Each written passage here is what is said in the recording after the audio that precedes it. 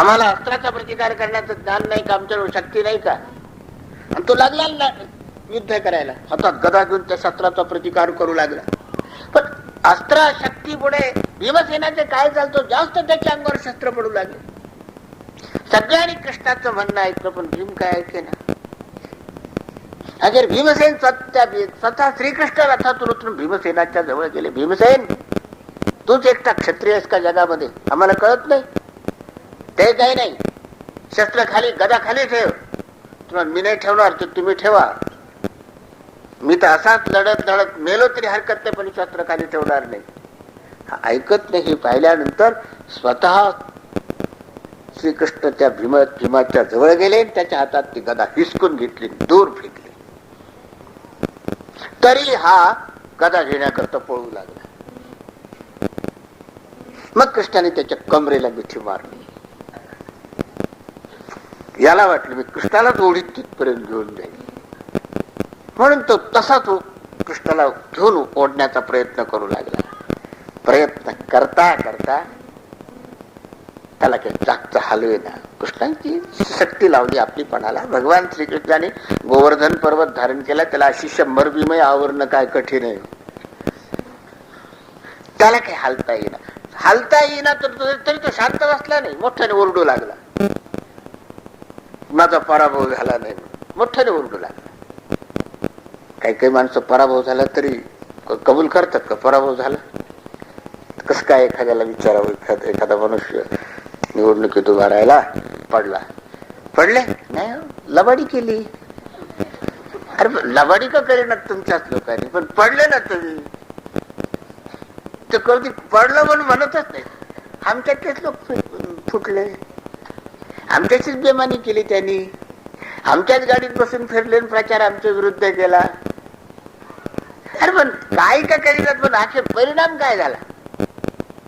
असं भीमसेनाला जागचा हलवे ना, तरी पण तो थांबला, हरलो म्हणून कुठे कबूल करतो. उलट त्याने मोठ्याने गर्जनच करायला सुरुवात केली. त्याच्या अंगावर जास्त शस्त्र पडू लागले. अखेर कृष्णाने रागाने दिलं त्याला सोडून. सांगितलं, काय एकटाच तू बलवान आहेस काय? आम्हाला काही क्षत्रिय धर्माची काही चाड आहे का? नाही. तूच एकटा गर्जना करू लागला, तुलाच गर्जना करता येते. जो आम्ही तुला आवरायला लागलो तो तुला जास्त जोर यायला लागलाय. ठीक आहे, जे व्हायचं असेल ते होणारच आहे. असं म्हणून सोडून दिलं. मग कृष्ण चिडलेले पाहिल्यावर मात्र भीमसेन थांबला. तर कृष्णा सांगितलं, हात जोड. तर मी हात नसतो जोडीत दुसऱ्या कोणाला. त्याला वाटलं काय याच्याशी कुठे कुठे हुंबल करीत बसावं. त्याने सांगितलं, त्या बाजूने अस्त्र शांत होणार नाही बाबा, सगळ्यांनी हात जोडले, तू हात जोड. नाही म्हणे, मी तर नाही जोडणार. म्हणजे ठीक आहे, मला तरी हात जोडणार. तर हात तुम्हाला जोडले, मला जोड. त्यांनी कृष्णाच्या पुढे हात, आपोआप ते अस्त्रालाच हात जोडल्यासारखे झाले ना. त्यांनी कृष्णाला हात जोडले आणि मग ते अस्त्र एक माला म्हणून भगवान श्रीकृष्णाच्या गळ्यात येऊन पडलं. हे अशा प्रकारचा अश्वत्थाम्याने तो पराक्रम करून दाखवला ना, त्यामुळे दुर्योधन थक्क झाला. बाकीचे सगळे योद्धे थक्क झाले. काय अश्वत्थाम्याचं सामर्थ्य, एवढा पराक्रम त्याने करून दाखवला की त्याने सगळ्यांना हातातली शस्त्र खाली ठेवायला लावले. हे फक्त अश्वत्थामा करू शकला. भीष्माचार्याने केलं नाही, द्रोणाचार्याने केलं नाही, कर्णाने अजूनपर्यंत असा पराक्रम दाखवला नाही, शल्याने दाखवला नाही. दुर्योधनाने विचार केला, आपण हे करू शकलो नाही. ठार करू शकलो, अर्जुनाला ठार, त्या अभिमन्यूला ठार केलं, बाकीच्या सगळ्या योद्ध्यांना ठार केलं, पण हातात ते शस्त्र खाली ठेवायला एकट्या अश्वत्थाम्याने लावलं. कृष्णाच्या त्या दुर्योधनाच्या मनामध्ये अश्वत्थाम्याविषयी आदराची भावना वाढली ना. असा सेनापती पाहिजे होता असं वाटायला लागलं. द्रोणाचार्य गेले, खुर्ची रिकामी झाली. अनेक लोक इच्छुक असतात ना त्या गाजू त्या खुर्चीवर बसाय करते. याला वाटते ही माळ आपल्या गळ्यात पडावी, त्याला वाटते ती ही माळ आपल्या गळ्यात पडावी, त्याला वाटते ही माळ आपल्या गळ्यात पडावी. सगळ्यालाच इच्छा असते. मोठं पद जगात कुणाला नको आहे हो. तेव्हापासून हा संघर्ष चालू आहे ना पदासाठी. ते आज नवीनच आहे का? कसं का होईना पण पद आपल्याला मिळालंच पाहिजे. असा अश्वत्थाम्यालाही वाटू लागलं, मला सेनापती केलं, मी पांडवांचा विनाश करेल. दुर्योधनाची खात्री पटली, हा करेल विनाश. हट्टी माणूस आहे, संतापी आहे, कुच्छित आहे, राक्षसी प्रवृत्तीचा आहे, काय वाटेल ते प्रयत्न करील आणि करील. हे काम हाच करील. आता याने कर्णालाही असं वाटत होतं की भीष्म गेले, द्रोण गेले, हे वयोवृद्ध होते, ठीक आहे, त्यामुळे आपण त्यांना सन्मान दिला, जुने निष्ठावंत आहेत म्हणून. पण आता तर खरा निष्ठावंत मीच आहे. आता माझाच नंबर लागायला पाहिजे इथे सेनापती होण्याचं. दिल्लीचा सेनापती होणं म्हणजे, हस्तिनापुराचा सेनापती होणं म्हणजे केवढा सन्मान आहे तो. राजा त्याला आज्ञा देऊ शकत नव्हता, सेनापतीच निर्णय घ्यायचा काय करायचे. एवढा अधिकाराची पद कुणाला नको. मृत्यू समोर दिसत असताना सुद्धा माणसाला त्या पदाची फार, खुर्चीची फार आवड असते. एका मासिकामध्ये एक लहानशी कथा मी वाचली होती. एक जहाज चाललं होतं पाण्यातून, समुद्रातून. चालता चालता त्या जहाजाच्या मागे एक मगर लागला. भूक लागलेली मगराला भूक लागली, मगर जबडा उडून बसतो, त्या जहाजाच्या मागे चालत. ते लागलं त्या जहाजाच्या मागे. त्या जहाजावर जो कॅप्टन होता त्याने ओळखलं की हा मगर भुकेला आहे, तो आपल्या जहाजाच्या मागे लागलाय. काय करावं याला, तर याची भूक शांत झाल्या वाचून तो आपल्याला सोडणार नाही, तर जहाजाला धडकी देईल, जहाज पाण्यात बुडून जाईल. याला खायला द्या, काहीतरी खायला द्या म्हटल्यानंतर तिथे जहाजावर पुष्कळ लोक ना, कोण देता. त्यांच्यात विचार चालले. कोणी म्हणे द्या, ही म्हातारी माणसं आहेत ना, द्या, आज नाही उद्या तर जाणारच आहे, देऊन टाकायचं. म्हातारी महान चमत्कारिक, त्यामुळे आम्हाला देऊन काय उपयोग आहे, आमच्या अंगात तोळाभर रक्त सुद्धा निघायचं नाही. काय त्याची भूक कशी शांत होईल. चांगले तरुण पहा, म्हणजे त्याच्या अंगात थोडंफार रक्त असतं, ते फेकले म्हणजे त्याला रक्त मिळालं म्हणजे तो शांत होईल. आता या कॅप्टनला दोघांचा युक्तिवाद पटू लागला. खरंच एका दृष्टीने विचार केला तर हे खरंय, दुसऱ्या दृष्टीने विचार केला तर ते खरंय, काय करा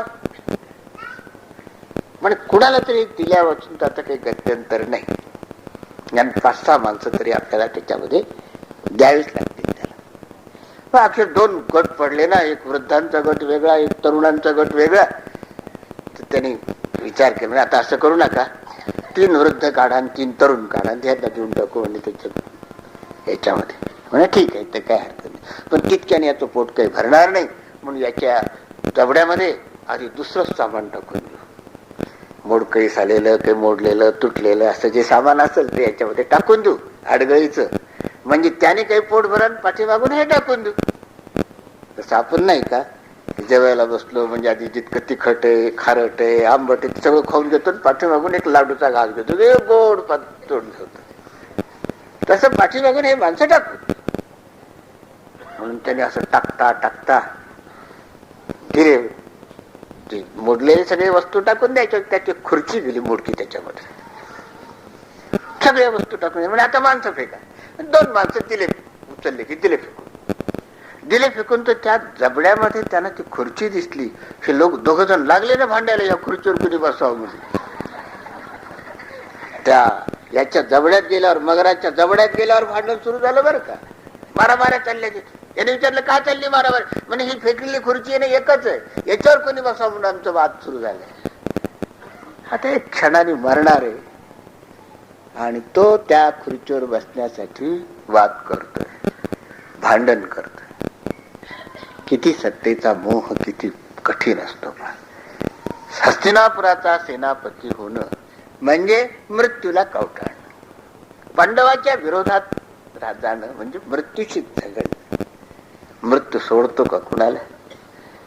त्याच्यावर बसण्याकरता कशाला वाद पाहिजे, कशाला इच्छा. उलट याने म्हणा काय ज्याला योग्य वाटेल त्याला बसवा, हे म्हणायला पाहिजे ना. अश्वत्थाम्याच्या मनात इच्छा झाली सेनापती मी व्हायला पाहिजे, म्हणजे पांडवाचा मला खरा सूड घेता येईल. तर कर्णाला वाटू लागलं की ज्येष्ठ ते गेलेत, आता खरा नंबर सेनापती होण्याचा माझा आहे. कर्ण त्याची अपेक्षा करू लागला. म्हणून तिथे युद्ध संपलं अस्तमांच्या वेळेला. आणि जेव्हा शिबिरात आले, शिबिरात आल्यानंतर रोजच्या नियमाप्रमाणे दुर्योधनाने एक मीटिंग बोलावली, अति आवश्यक अशी मीटिंग. आणि त्याच्यामध्ये त्यांनी विषय मांडला. भीष्म गेले, द्रोण गेले, आता सेनापती कुणाला करावं हा माझ्या पुढे एक मोठा असा प्रश्न निर्माण झाला. तुम्ही सगळे शूर आहात. आता राहिलेल्या माणसाकडून महत्व देऊन तर त्यांना काम करून घ्यावंच लागत असत. तुम्ही सगळे शूर आहात, योद्धे आहात, मुत्सद्दी आहात. भीष्माचार्य द्रोणाचार्य गेले म्हणजे दोन व्यक्ती गेल्या आपले हितचिंतक असलेल्या, पण त्यांची जागा रिकामी झाली आहे असं नाही. तू एका एका जवळ एक एक जण इथला जो बसलेला आहे ना, हा सेनापती होण्याच्या पात्रतेचा आहे. सगळ्याला काही सेनापती करता येत असतं का? त्यातला एक सर्वसंमतीने एक निवडावा लागेल. तर कुणाला निवडावं? तसा एखादा निरीक्षक येतो की तिकीट द्यायचं असलं तर कुणाला द्यावं, ती पद्धत त्यांनी सुरू केली ना. कुणाला द्यावं?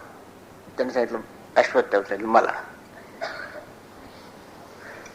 कारण आजपर्यंत जो पराक्रम इतरांनी कुणी करून दाखवला नाही, अर्ध्या दिवसात करून दाखवला. मला वेळ कमी पडला, नाही तर हे सगळे सगळे पांडव आजच मेले असते. लगेच युद्ध संपलं. मी हातातले शस्त्र त्यांना ठेवायला लावले, सगळे हात जोडून उभे राहिले. कोणत्याही एका सेनापतीने काम केलं हे? त्याचा मुद्दा बरोबर वाटला दुर्योधन, हे खरंय. पण कर्णाने सांगितलं नाही, मी आता सेनापती होणार आहे, सेनापती मलाच करायचंय. माझ्या मनातली फार दिवसाचं एक स्वप्न आहे, आणि ते म्हणजे दुर्योधनाला सम्राट बनवायचं आणि माझा कट्टर वैरी जो अर्जुन त्याचा वध करायचा. माझा खरा वैरी अर्जुन त्याचा वध मला करायचा. ते स्वप्न साकार करण्याकरता सेनापती मीच होणार आहे. त्याने तू काय करतो सूतपुत्र? अरे तुम्ही घोड्याला खरारी करायची सोडून दे, घोड्याच्या अंगावरची गोचिडं काढायची सोडून दिले, आणि सेनापती होण्याचे कुठं स्वप्न पाहायला लागलात? कर्णाने ते ऐकलं. त्याने सांगितलं ठीक आहे, आम्ही तरी घोड्याच्या खरारी करतो, म्हणजे घोड्याशी थोडाफार संपर्क आमचा येतो, पण तुम्ही तर ब्राह्मण रे, तुम्हाला काय करता येते? जानवे गळ्यात घालायचे आणि खुशाल माधुकरी मागून जगायचं, याच्यापेक्षा तुम्हाला काय येत आहे? आणि तुला सेनापती केल्याने काय होणार आहे? काय दिवे लावले तुझ्या बापाने, द्रोणाचार्याने? काय केलं? लहान पोरं मारल्यापासून दुसरं काही करता आलंय का? तू सेनापती करून काय उपयोग होणार नाही. दुर्योधन, सेनापती मीच होणार आहे, आणि मी आजपर्यंत तुझ्याशी जी मैत्री ठेवली आहे त्याचं थोडं तरी कार्य करून मला दाखवायचंय. सेनापती मलाच करा, सेनापती मीच होणार आहे. बाकीचे सगळे लोक तेव्हा हेच खरं आहे, कर्णच सेनापती व्हायला पाहिजे. ब्राह्मणाला कशाला सेनापती करायचं? ब्राह्मण सेनापती झाले तर क्षत्रियाने काय करायचं? भजन करीत बसायचं काय? अश्वत्थाम्याला वाईट वाटलं, मी ब्राह्मण आहे म्हणून मला सेनापती नको म्हणतात ना.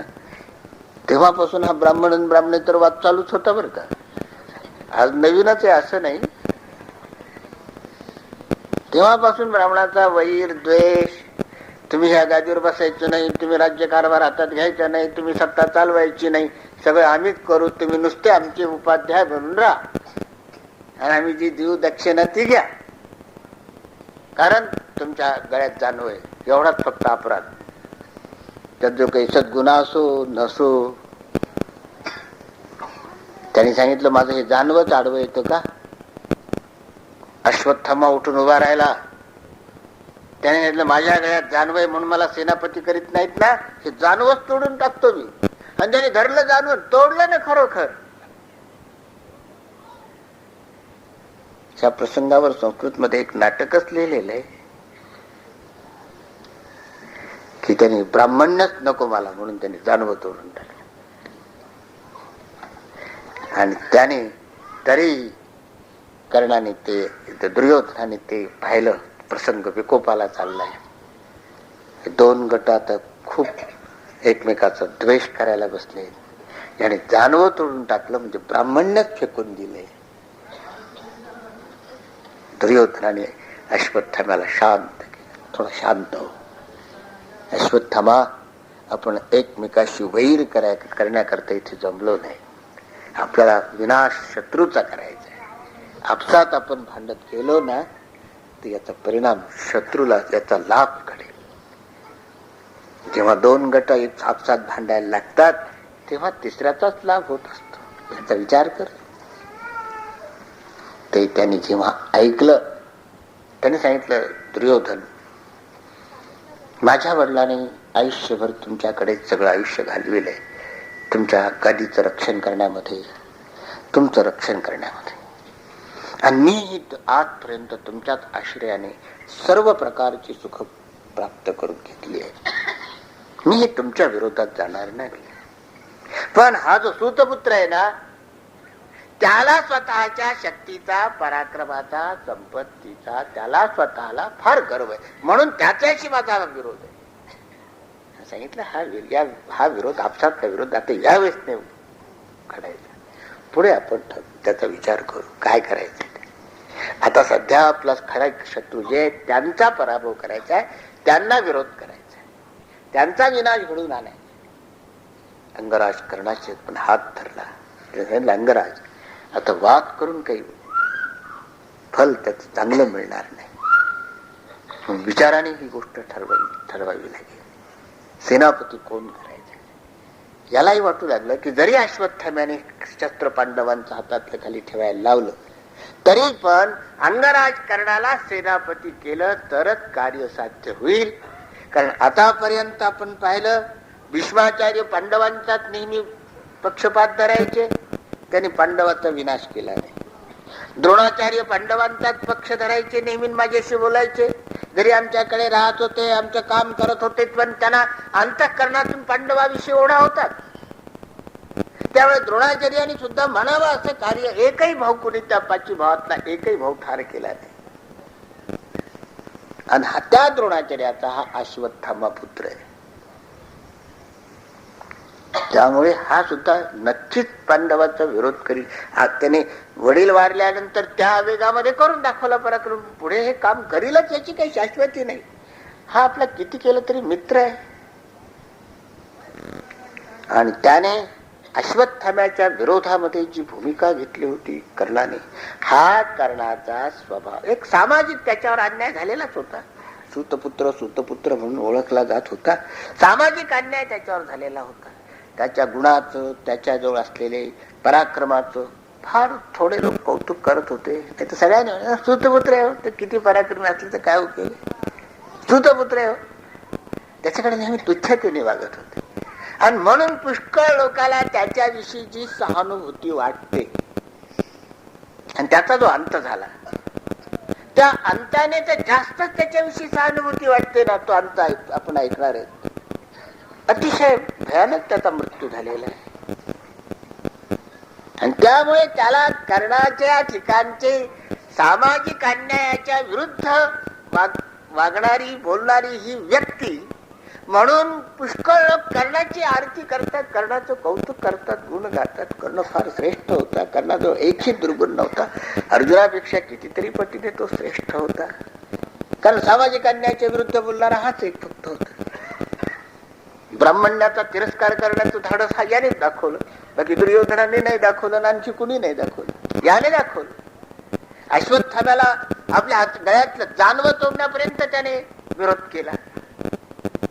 म्हणून कर्णाच्या बद्दल अतिशय आदर, त्या कर्णाला सहानुभूती एक खूप मिळाली लोकांची, काही विचारवंतांची. पण हे सगळं विरोधातून होत. तात्विक विरोध करणंही करू शकला नाही.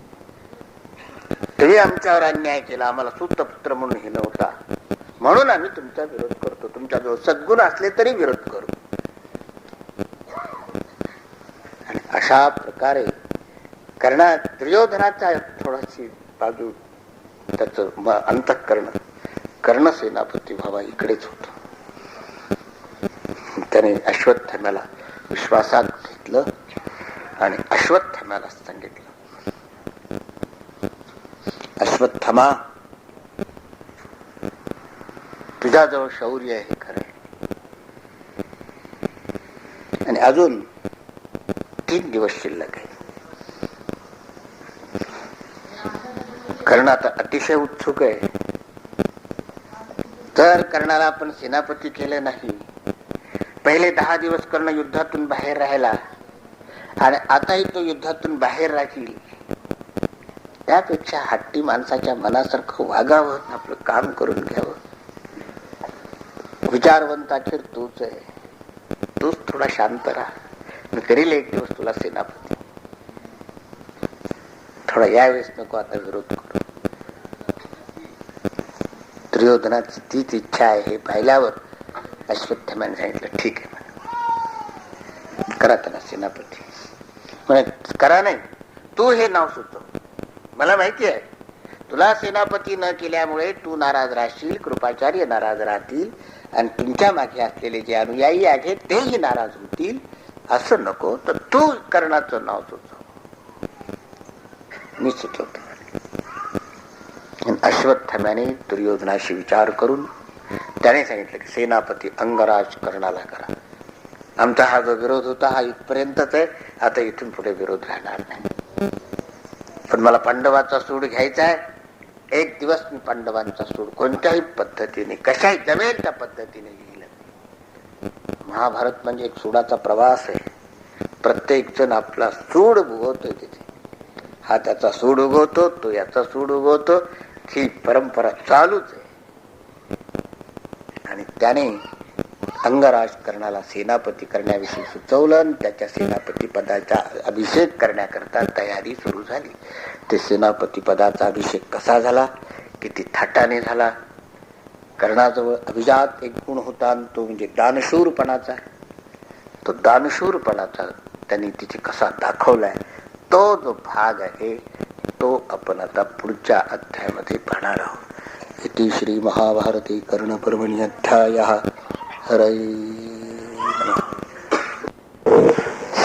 आशाताई महाजन यांना मी विनंती करतो की त्यांनी आपलं स्वरचित अथवा त्यांना जे योग्य वाटेल ते गीत गावं.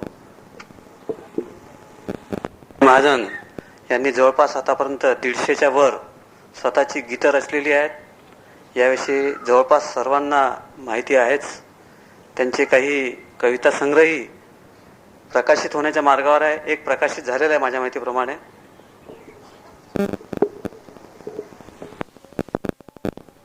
सृष्टि चित्र है जाने रेखिले, नमन माझे त्या चित्राला, चित्रकाराला, कलाकाराला, बुद्धिवादी परमईशाला. सृष्टि चित्र है जाने रेखिले, नमन माझे त्या चित्राला, चित्रकाराला, कलाकाराला, बुद्धिवादी परमईशाला, चित्रकाराला. दाही दिशांच्या भिंतीवरती रविचंद्रांनी रंग चिडकले. दाही दिशांच्या भिंतीवरती रविचंद्रांनी रंग चिडकले. नक्षत्रांचे तेज उमटले, नजर पारकी तुला प्रसवले. नक्षत्रांचे तेज उमटले, नजर पारकी तुला प्रसवले. उभ्या आडव्या रेषा रंगुनी, उभ्या आडव्या रेषा रंगुनी, अंत नसे या चित्रकृतीला, चित्रकाराला कलाकाराला बुद्धिवादी परमैशाला चित्रकाराला एक एक तो धागा जुळला एक एक तो मानव घडला एक एक तो धागा जुळला एक एक तो मानव घडला नद नदियन तरुवर नगही एक एक तो रंगाची भरिला नद नदियन तरुवर नगही एक एक तो रंगाची भरिला पंचभूतांनी येई सजीवता पंचभूतांनी येई सजीवता चित्र येई आकाराला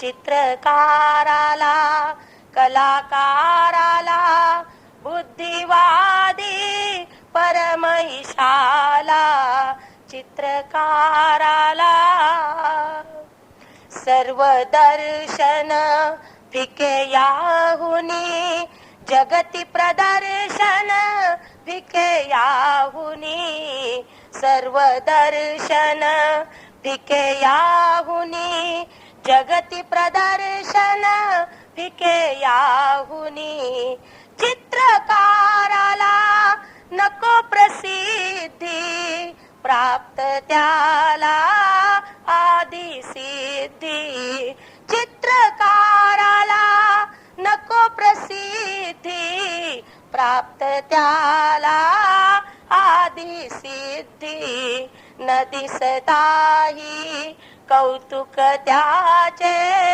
न दिसताही कौतुक त्याचे महत्व येते निज कर्माला चित्रकाराला कलाकाराला बुद्धिवादी परमैशाला चित्रकाराला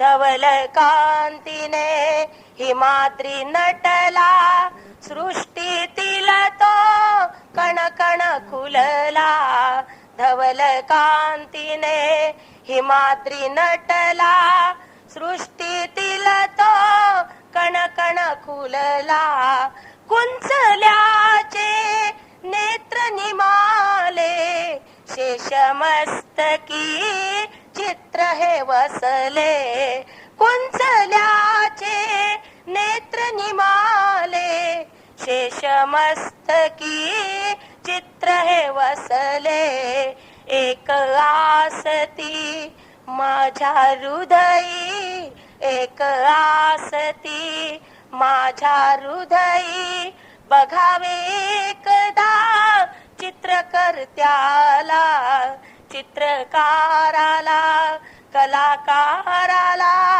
बुद्धिवादी परमैशाला सृष्टी चित्र हे जाने रेखिले नमन माझे त्या चित्राला चित्रकाराला कलाकाराला बुद्धिवादी परमैशाला चित्रकाराला चित्रकाराला गीतकाराचं गीत गीतकाराच्या आवाजात ऐकण्याचा आगळा वेगळाच आनंद असतो.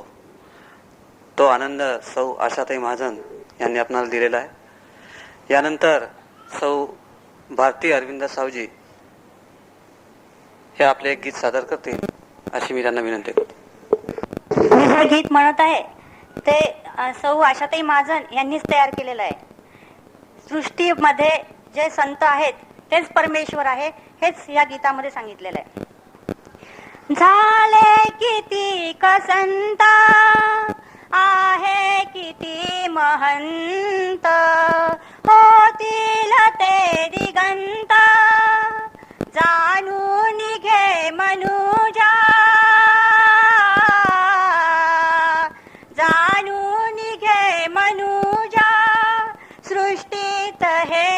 अनंत झाले कितीक संत.